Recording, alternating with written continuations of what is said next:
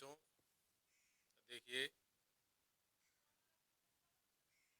ये दूसरा पाठ है गद्य खंड के अंतर्गत। निबंध विधा है। निबंध का नाम है बाजार दर्शन।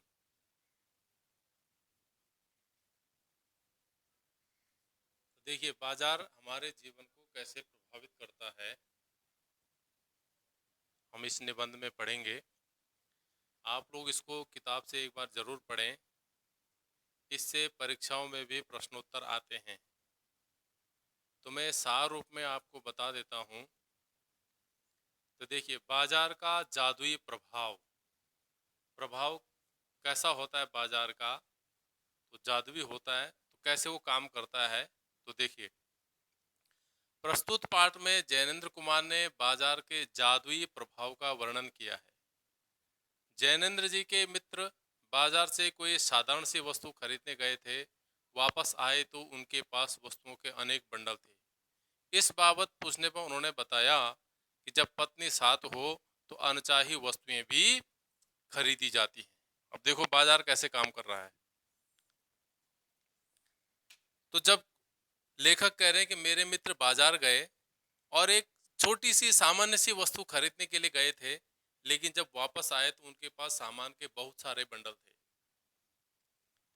तो जब मित्र ने पूछा कि क्या बात भाई, तुम तो कोई मामूली सी चीज लेने गए थे, इतना सारा सामान ले आए, इतने सारे बंडल हैं सामान के। तो उन्होंने इशारा कर दिया अपनी बाईं ओर के, देखिए साथ में ये श्रीमती जी थी। अब जब श्रीमती जी साथ में हो, यानी पत्नी साथ में हो, तो बाजार जाएं तो फिर बहुत सारी वस्तुएं खरीदी जाती हैं। और वो चाहे आवश्यकता की वस्तु हो चाहे ना हो, अनावश्यक चीज भी खरीदनी पड़ती है, क्योंकि बाजार का जादू ही ऐसा होता है। बाजार में सामान ऐसा फैला होता है, ऐसा लगा होता है कि वो जादुई होता है, आकर्षक होता है। और लेडीजों को बाजार ज्यादा आकर्षित करता है। तो बाजार अपनी ओर आदमी को खींचता है। आदमी तो उतना ना भी खींचे, लेकिन लेडीज ज्यादा खींची चली जाती हैं बाजार के आकर्षण को देख करके। तो वही कह रहे हैं लेखक के मित्र कि श्रीमती जी साथ में थी, इसलिए क्या है, सामान ज्यादा खरीदा गया। ठीक है। दूसरा कह रहे हैं क्या होता है, पैसे की ताकत का परिचय। पैसे में बड़ी ताकत है। कहा भी गया है कि पैसा पावर है। पैसे की परचेजिंग पावर में ही उसकी शक्ति का रस है, यानी क्रय शक्ति, है ना। तो क्या है, पैसे में भी बड़ी ताकत होती है। और बाजार का आकर्षण है, जेब में पैसा नहीं है तो वो आकर्षण भी काम नहीं करेगा।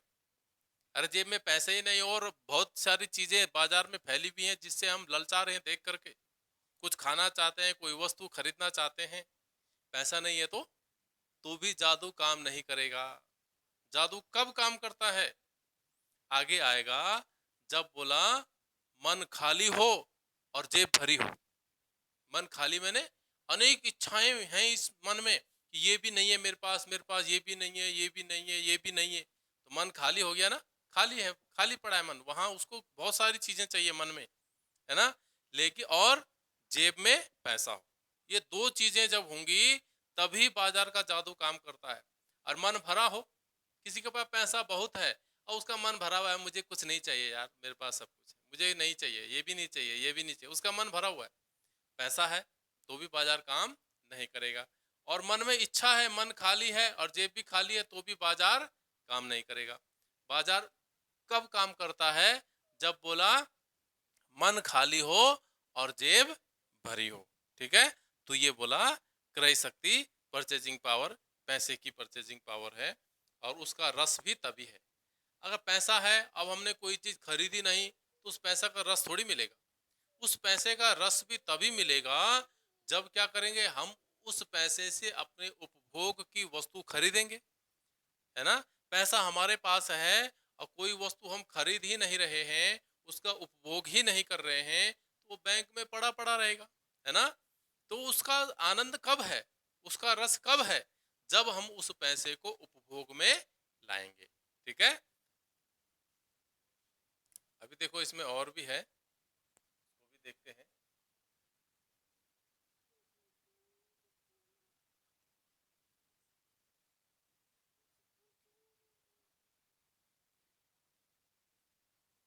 अब देखो, पैसे जोड़ने से गर्व का अनुभव। जब पैसे पास में होता है तो हमें गर्व भी होता है। कैसे? बोले अनेक व्यक्ति ऐसे होते हैं जो स्वयं पर नियंत्रण रखते हैं, वे व्यर्थ का सामान नहीं खरीदते। आज बैठ जा। कई लोग ऐसे होते हैं जो संयमी होते हैं, अपने मन को नियंत्रण में रखते हैं, है ना? तो मन को नियंत्रण में रखते हैं तो उनके पास पैसा होता है लेकिन वो सामान नहीं खरीदते हैं, यानी कि अनावश्यक चीजें नहीं खरीदते हैं। वे पैसे बहाते नहीं बल्कि पैसे जोड़ते हैं। पैसे जोड़ने से उनका मन गर्व से उन्नत रहता है ना? जब पैसे पास में हो तो अनावश्यक चीजें जो नहीं खरीदता है, मन उसका नियंत्रण में है कि अरे मेरे पास जो है पर्याप्त है। ज्यादा वस्तु खरीदने से फिर ज्यादा सरदर्दी पैदा होंगी, उनकी देखभाल, उनका रख रखाव भी तो चाहिए। वस्तु से केवल सुख ही थोड़ी मिलता है, उनका रख रखाव चाहिए, उनका मेंटेनेंस चाहिए, है ना? तो वो सारी चीजें हैं। तो कुछ लोग ऐसे होते हैं उनके पास पैसा होता है लेकिन मन उनका नियंत्रण में रहता है, तो वो अनावश्यक चीजें नहीं खरीदते, जो आवश्यक है उतना ही खरीदते हैं। तो वो पैसे को जोड़ते हैं, व्यर्थ का बहाते नहीं। तो पैसे जोड़ने से भी उनके मन में एक गर्व होता है। अरे बैंक बैलेंस हमारा अच्छा हो तो हमें गर्व होता है कि नहीं, हाँ मेरे पास इतना है, हाँ मुझे कोई दिक्कत नहीं, कल के दिन कोई ज्यादा पैसे की जरूरत हो तो मुझे परेशानी नहीं होगी, मेरे पास काफी पैसा है, ऐसा गर्व रहता है ना? और क्या करता है? बोले बाजार शैतान का जाल। बाजार शैतान का जाल भी है, कैसे ये आदमी को फंसाता है वो देखिए। मित्र ने जैनेन्द्र जी को बताया कि वह तो रेल किराए के लिए ही धन बचा है। इसका अर्थ यह हुआ कि यदि और धन होता तो और अधिक सामान आता। जैनेन्द्र जी के पूछने पर मित्र ने बताया कि बाजार तो शैतान का जाल है, वहां माल को इतना सजा सजा कर रखा जाता है कि लोग फंस ही जाते हैं, है ना? जैनेन्द्र जी ने मन ही मन कहा, वास्तव में बाजार तो आमंत्रित करता है कि मेरा रूप देखो, मुझे लूटो, मत खरीदो, किंतु मेरा रूप तो देखो। यह मूक आमंत्रण दर्शक में इच्छा जागृत करता है और वो सोचने लगता है कि मेरे पास पैसे कम थे, अन्यथा और अधिक सामान खरीदता। यह आकर्षण व्यक्ति में असंतोष, तृष्णा, ईर्ष्णा के भाव उत्पन्न करता है। ठीक है? तो मित्र ने जैनेन्द्र जी के यानी लेखक को बताया कि मेरे पास तो अब सिर्फ रेल का किराया ही बचा है। तो मित्र जैनेन्द्र कुमार जी कहते हैं कि इसका मतलब और पैसा होता मेरे मित्र के पास तो और सामान खरीदा जाता, क्योंकि जब तक उनके पास पैसा था तब तक वो सामान खरीदते रहे। अब उनके जेब में केवल उन्हें सफर करना है, केवल रेल का किराया बचा है। इससे क्या सिद्ध होता है कि यदि और पैसा होता तो और सामान खरीदा जाता, है ना? तो बाजार क्या करता है? बोलो शैतान का जाल है। वो अब इतना सजा सजा कर सामान रखा जाता है, वो मूक आमंत्रण करता है। और एक तो बुलाया जाता है बोल करके कि आओ, लोग जो बुलाते हैं, है ना? लेकिन बाजार मूक आमंत्रण करता है, बोलता कुछ नहीं है, मूक रहता है, लेकिन फिर भी अपनी ओर आकर्षित करता है ना? सामान सजा हुआ है, वो सामान मानो हमको अपनी ओर खींच रहा है ना? कि बोलो खरीदो मत, देखो तो सही, एक बार मुझे देखो तो सही, मानो बाजार ऐसा सभी लोगों को बुला रहा है ना? तो बोला खरीदो मत, मुझे देखो तो सही। और देखने में ही यह जादू है कि आदमी बगैर खरीदे रह नहीं पाता है ना? जब नहीं खरीद पाता है, ये तो खरीदेगा, नहीं खरीदेगा तो क्या होगा? असंतोष पैदा होगा। अरे वस्तु को जब हमने खूब देखा भाला, खूब बाजार घूमे, तब बाजार का जादू हमारे ऊपर चढ़ गया, ये तो हम उसको खरीद लेंगे, जबकि वो हमारे इतनी आवश्यकता की चीज भी नहीं है, अनावश्यक चीज है, लेकिन फिर भी हमने खरीद दिया। और यदि नहीं खरीदेंगे तो हमारे मन में एक असंतोष पैदा होगा कि हमने वो चीज मुझे अच्छी लगी थी, मैंने नहीं खरीदी, है ना? तृष्णा पैदा होगी। तृष्णा मैंने इच्छा, है ना? कामना, कामनाएं, वो कामना हमारे मन में ही रह जाएगी और बार बार हमें दुखी करेगी। अरे मेरे को वो चीज लेनी थी, नहीं नहीं ले पाया, है ना? वो कामनाएं, एक कामना के बाद अनेक कामनाएं पैदा होती रहती हैं। और फिर ईर्ष्या भी होगी कि ये वस्तु उसके पास है, मेरे पास नहीं है, मैं नहीं खरीद पाया, उन फलाने के घर में, पड़ोसी के घर में तो वो चीज है और हम इसको नहीं खरीद पाए। ऐसे भाव उत्पन्न होते हैं, तो ये सब बाजार से ही होते हैं। ठीक है? अब संशय में डालता बाजार, और संशय में कैसे डालता है? तो जैनेन्द्र जी एक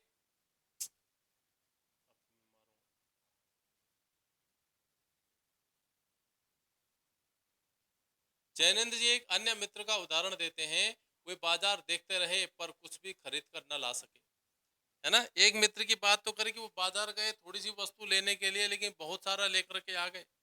दूसरे मित्र की बात कर रहे हैं कि वो बाजार देखते रहे लेकिन कुछ भी खरीद कर न ला सके। उनकी समझ में भी ना आया कि क्या खरीदें और क्या छोड़ें। बाजार में सब कुछ लेने का मन करता है। यानी कि बाजार में जाओ तो जितनी भी चीज पड़ी है, बाजार में तो लाखों अरबों रुपए का सामान पड़ा है, खरबों का सामान पड़ा है। तो जितनी भी चीजों देखो, मन करता है कि इसको खरीद ले। है ना? जो भी वस्तु देखे मन करता है इसको भी खरीद ले। है ना? तो वो मित्र जब बाजार जाते हैं तो वो सोचते हैं कि छोड़े क्या, खरीदने का तो सभी चीज खरीदने का मन कर रहा है। अब वो सब चीज का मन कर रहा है लेकिन कुछ भी नहीं खरीद पाए। वो सब के चक्कर में सब गया। है ना? यानी कि सभी चीज खरीदने का मन कर, अगर एक चीज खरीदते हैं तो छोड़े किसको, किसको छोड़ना है?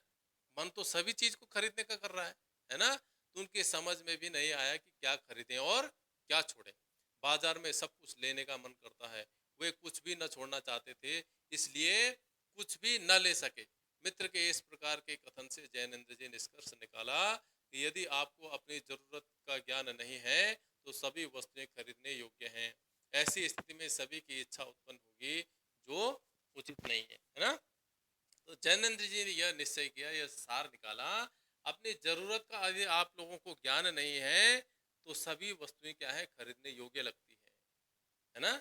इसलिए अपनी जरूरत की चीज का पता होना चाहिए कि हमारी कौन सी वस्तु जरूरत की है और कौन सी वस्तु अनावश्यक है।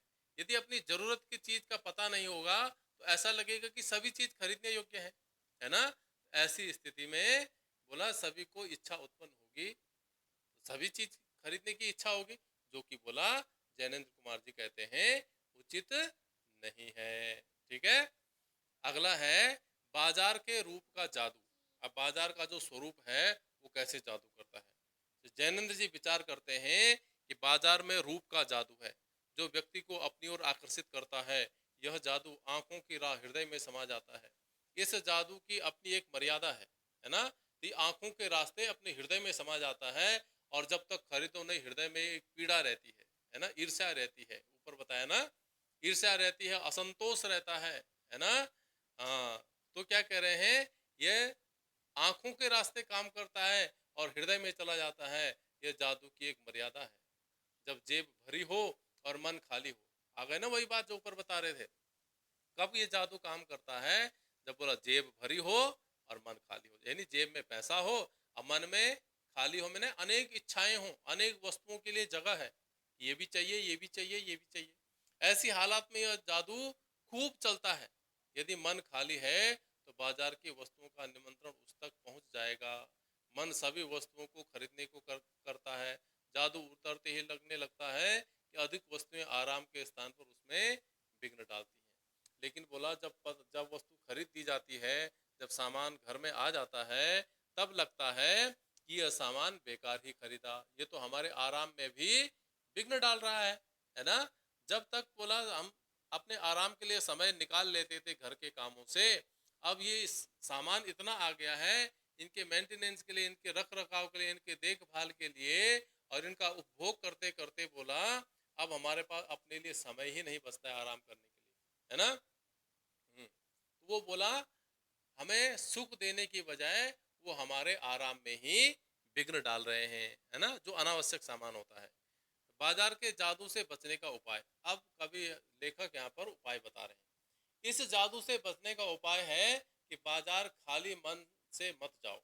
जब बोला मन खाली हो तो बाजार मत जाओ, है ना? मन खाली मैंने मन में अनेक सारी इच्छाएं, बताया ऊपर। बाजार तभी आओ जब आपका मन कुछ खरीदने के का पहले ही निर्णय ले चुका हो। जैनेन्द्र जी दार्शनिक रूप में यह स्पष्ट करते हैं कि मन को बलपूर्वक दबाना भी नहीं है ना? जब बोला मन में कोई निश्चय कर लिया हो कि वो चीज खरीदनी है, तो बोला मन में निश्चय, कैसा निश्चय? जब हम तर्क वितर्क करके अपने मन को समझा बुझा करके एक जगह एकत्रित कर लेते हैं कि हाँ फलानी चीज हमारी जरूरत की है, उसको हमने खरीदना है ना? तो जब बोला ऐसा निर्णय कर चुके होते हैं तब बोला बाजार जाना चाहिए। जब मन खाली हो तब नहीं जाना चाहिए। मन खाली मैंने अनेक इच्छाओं को लेकर के बाजार नहीं जाना चाहिए। कोई एक चीज खरीदने की इच्छा है, हाँ आज हमको फ्रिज की आवश्यकता है, तो फ्रिज लेने सीधे बाजार जाओ, फ्रिज खरीदो और सीधे घर आ जाओ, तो वो तो ठीक है। लेकिन हमारा मन खाली है कि पता नहीं क्या क्या, पता ही नहीं है क्या लेना है, ज्ञान ही नहीं है कि हमारी आवश्यक की चीज क्या है, ज्ञान ही नहीं और हम बाजार चले गए तो क्या होगा, अनेक चीजें खरीदने का मन करेगा जो कि उचित नहीं है। ठीक है, तो बोला जैनेन्द्र कुमार जी यहाँ पर मन को दबाने की बात भी नहीं कर रहे हैं कि मन में कोई इच्छा पैदा हो और उसको दबाया जाए, ऐसा भी नहीं है। मनमानी करने की छूट मन को मत दो, किंतु मन की भी सुननी चाहिए। मन को मनमानी भी मत करने दो, लेकिन मन की इच्छाएं बलपूर्वक दबानी भी नहीं है। उनमें हमें अपने ज्ञान से, बुद्धि से, विवेक से निष्कर्ष निकालना चाहिए कि क्या आवश्यक है और क्या अनावश्यक है ना। मन की सच्ची बात सुननी चाहिए, वहां पर बुद्धि से, विवेक से काम लेना चाहिए। मन में तो अनेक इच्छाएं पैदा होती हैं, तो सभी इच्छाएं तो पूरी नहीं की जा सकती ना, इसलिए वहां पर बुद्धि और विवेक काम आता है। ठीक है, इसलिए मन के ऊपर ईश्वर ने हमें बुद्धि दी है, ज्ञान दिया है, विवेक दिया है, विवेक ही ज्ञान है। ठीक है, अगला देखो, संतोषी पर बाजार का जादू अप्रभावी। जैनंद जी पड़ोस में रहने वाले भगत जी का उदाहरण देते हैं। भगत जी चूरण बेचने का कार्य करते हैं। वे इस काम में प्रतिदिन 6 आने से अधिक नहीं कमाते। उनका चूरण अत्यधिक प्रसिद्ध है, उन्हें भी सब लोग जानते हैं। वे चूरण न तो व्यापारियों को बेचते हैं और न ही अग्रिम आदेश लेते हैं। नियत समय पर पेटी लेकर चूरण बेचने आ जाते हैं और 6 आने प्राप्त होते ही शेष चूरण बच्चों को मुफ्त बांट देते हैं। इस चूरण वाले भगत जी पर बाजार का जादू नहीं चलता है। और यहाँ पर एक उदाहरण के माध्यम से बता रहे हैं कि जिनका मन बोला नियंत्रण में रहता है, उन पे बाजार अपना जादू नहीं कर पाता है। एक भगत जी के माध्यम से उदाहरण दे करके लेखक यहाँ पर बता रहे हैं कि भगत जी हैं, चूरण बनाते हैं और चूरण सिर्फ अपनी रोजी रोटी चलाने के लिए 6 आना प्रतिदिन कमाते हैं। 6 आने से जब उनकी इनकम हो जाती है तो बाकी का चूरण वो बच्चों को मुफ्त में बांट देते हैं। रोज बनाते हैं, रोज 6 आने का बेचते हैं, बाकी मुफ्त में बांट देते हैं। ठीक है, वो चाहे वो चूरण इतना प्रसिद्ध है, उसका चाहे तो वो बाजारीकरण भी कर सकते हैं, यानी कि उसको बाजार में उतार सकते हैं और उसका बड़ा व्यापार भी कर सकते हैं, लेकिन वो बड़ा व्यापार नहीं करते, सिर्फ प्रतिदिन का 6 आना कमाते हैं। ठीक है ना, तो उन इसके माध्यम से बता रहे हैं कि इन पर बाजार का कोई जादू काम नहीं करता है। ठीक है, तो कहने का मतलब यही है कि अपना मन हमें हमारा नियंत्रण में होना चाहिए। अगला बता रहे, असंतोषी के लिए ही बाजार का आमंत्रण। जो असंतोषी है, जिसके मन में असंतोष है ना, तो जैनंद जी पैसे की व्यंग्य शक्ति को अत्यंत दारुण बताते हैं। एक उदाहरण से स्पष्ट करते हुए उन्होंने बताया कि मैं पैदल चल रहा था और पास ही धूल उड़ाती कोई कार निकल गई, तब मेरे कलेजे पर व्यंग्य की लकीर खिंच जाती है। सोचता हूँ उसका नाम है, उसके पास कार है और मैं वंचित हूँ। तब अपने माता पिता की गरीबी पर रोना आता है, परंतु ये व्यंग्य शक्ति चूरण वाले भगत जी के सामने चूर चूर हो जाती है। वे चौक बाजार में जाते हैं और आंखें खुली रहती हैं। वे किसी फैंसी स्टोर पर नहीं रुकते, सीधे पंसारी की दुकान में पहुंचकर 2-4 काम की चीज़ें लेते हैं और लौट आते हैं। उनके लिए चौक बाजार की सत्ता तभी तक है जब तक वहाँ काला नमक और जीरा मिलता है। शेष चांदनी चौक का आमंत्रण उनके लिए व्यर्थ हो जाता है ना। तो किसके मन में असंतोष होता है, बोला कोई पैदल चल रहा है और उसके सामने से किसी की लग्जरी कार निकल जाए, अब उसके हृदय में पीड़ा होती है, उसके पास लग्जरी कार है, मेरे पास क्यों नहीं है। अरे उसने मेहनत की होगी, पैसा कमाया होगा, तभी तो उसके पास आज लग्जरी कार है। हम भी मेहनत करें। तो यदि हम ईर्ष्या करके बैठ जाएंगे, हमें कुछ हासिल होगा क्या? नहीं होगा। उसको देख करके हमें ईर्ष्या नहीं करनी चाहिए, बल्कि ये सीख लेनी चाहिए कि हमें भी कुछ करना है ना। तो बोला चूरण वाले भगत जी पर उसका क्या प्रभाव पड़ता है। चूरण वाले भगत जी भी पैदल जाते हैं, बाजार जाते हैं, अपनी जो चीज उनको लेनी होती है, काला नमक जीरा आदि लेना होता है चूरण बनाने के लिए, वो उसको लेते हैं और वापस घर आ जाते हैं। जो चांदनी चौक का जो आमंत्रण है उनके लिए व्यर्थ हो जाता है, क्योंकि उनके मन में कोई इच्छा है ही नहीं अनावश्यक चीजों की। ठीक है ना। बाजार मानवता के लिए विडंबना, अंत में लेखक जैनंद जी इस निष्कर्ष पर पहुंचते हैं कि बाजार की सार्थकता को वही जानता है जो पहचानता है कि वो क्या चाहता है। जो लोग अपनी क्रय शक्ति के गर्भ में रहते हैं वे व्यंग्य की शक्ति बाजार का को प्रदर्शन करते हैं, है ना। तो वही कह रहे हैं जैनेन्द्र जी, यही निष्कर्ष निकालते हैं कि हमारी सार्थकता किस में है, जब तक बोला हमारा मन हमारे नियंत्रण में है। ठीक है, तो बोला मन हमारा बस में होना चाहिए, है ना। अगर मन हमारा बस में नहीं है तो बोला सब कुछ व्यर्थ हो जाता है। भगत जी की तरह हमारा मन कैसा होना चाहिए, अपने बस में होना चाहिए। तो ऐसे लोग बाजार में कपट बढ़ाते हैं जिससे सद्भाव घटता है। ऐसा बाजार मानवता के लिए विडंबना है। वह अर्थशास्त्र सरासर औंधा है, वह मायावी शास्त्र है, वह अर्थशास्त्र अनीति शास्त्र है ना। ऐसा अर्थशास्त्र क्या है, अनीति शास्त्र है, जो कि बोला बाजार की व्यवस्था को ही बिगाड़ करके रख देता है ना। जो अनावश्यक चीजें खरीदते हैं, उनके घर में उसकी आवश्यकता है नहीं लेकिन फिर भी खरीदते हैं, तो क्या होगा, बाजार के भाव बढ़ेंगे। जब अनावश्यक चीजें वस्तु की खपत ज्यादा हो जाती है तो भाव क्या हो जाते हैं, यहाँ भी बढ़ जाते हैं, है ना। अर्थशास्त्र वाले इसको अच्छे से समझ पाएंगे। बाजार में किसी चीज की जब मांग बढ़ जाती है तो वो चीज ज्यादा महंगी हो जाती है।